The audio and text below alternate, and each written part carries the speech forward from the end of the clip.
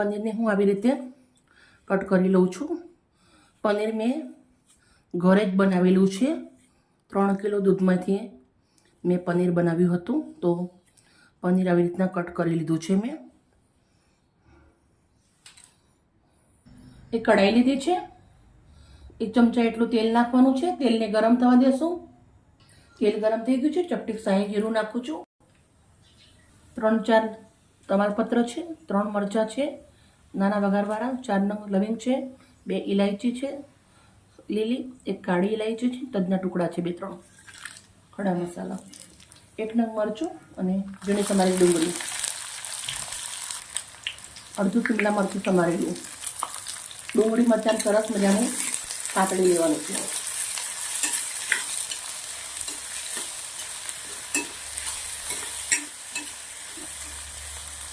મિત્રો, તમે પનીરના શાક ઘરે બનાવતા હશો, પણ મારી રીતે એકવાર બનાવજો, તમે હોટલના શાક પણ ભૂલી જશો, એટલા બહુ જ સરસ મજાના બને છે। અને બધા મસાલા આપણા ઘરના અંદર મળી જ જાય છે। જે મસાલા હું વાપરું છું એ બધા મસાલા આપણા ઘરના અંદર હોય છે। અને ક્યારેક ક્યારેક એવું બને એકાદો મસાલો ઓછો વધારે હોય તો બી તમારે બનાવવાનો કંઈ વાંધો નહીં, કેમ કે કોઈ જાજો ફરક ના પડે। ડુંગળી સરસ લાલ કરી દઈશું। ડુંગળી આપણી સરસ મજાની સતળાઈ ગઈ છે। આપણે જે ગ્રેવી બનાવી છે એ નાખી દેવાની છે।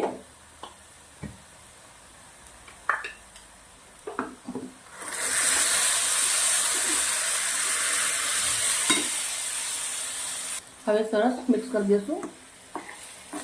ગ્રેવીને 2 થી 3 મિનિટ સુધી પકાવવાની છે। ટામેટા જે નાખેલા છે કાચા જ છે, એટલે ટામેટાની કચાશ નીકળી જાય ત્યાર સુધી આપણે આને તેલના અંદર શેકવી લેવાની છે। મિત્રો, ટામેટાની ગ્રેવી બહુ જ સરસ મજાની શેકાઈ ગઈ છે। હવે આપણે અંદર મસાલા કરવાના છે।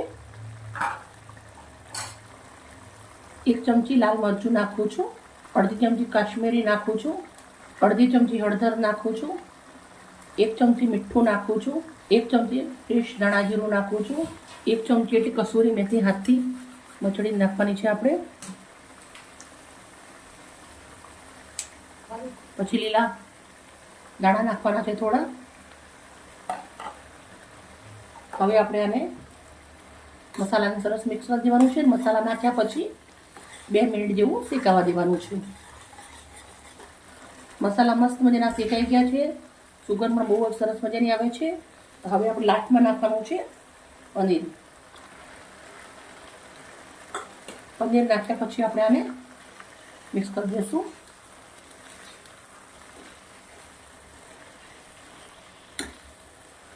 હવે આપણી ફ્રેશ 2 લીટર દૂધની મલાઈ નાખવાની છે। થોડુંક અંદર પાણી નાખી દઉં છું।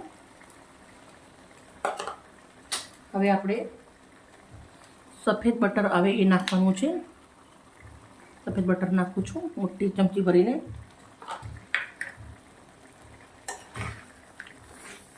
સરસ મિક્સ કરી દઈશું।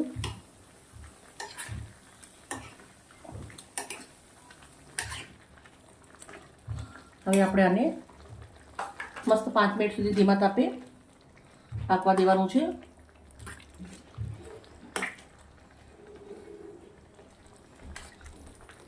એકદમ મસ્ત મલાઈદાર ક્રીમી આપણું પનીર બન્યું છે।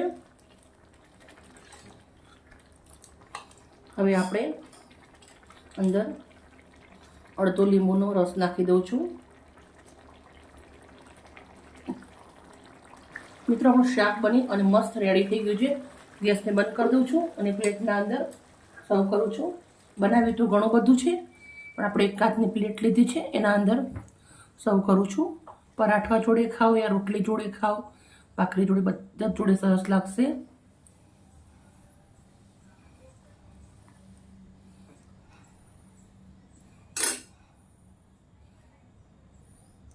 લાઇટનો થોડો ઇસ્યુ હતો એટલે થોડી વાર પ્રોબ્લેમ થાય છે વિડીયોના અંદર, પણ તમે ધ્યાનથી દેખી બનાવજો, બહુ જ સરસ બનશે।